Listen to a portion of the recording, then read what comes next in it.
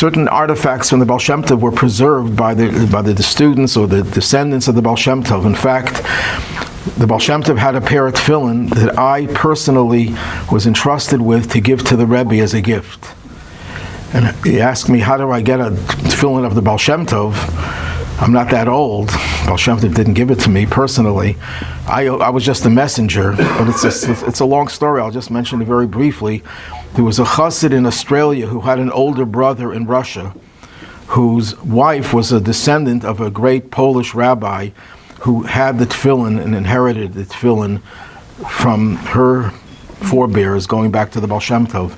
And this chassid in Russia sent it to his brother in Australia and said, if I predecease you, then I want you to own it. So this chassid, whose name was Rabbi Isser Kluvgant, owned the tefillin, and we, when I say we, I mean the students who were there, American students who were there for 2 years, convinced him he should give it to the Rebbe as a gift for his birthday. And he agreed immediately. And I was the oldest of the group, so I was given the responsibility to give it to the Rebbe. And I felt like a big fool when I gave it to the Rebbe. I was holding it like this. And the Rebbe put both of his hands out to receive the tefillin in both hands. And he wouldn't let go for a second.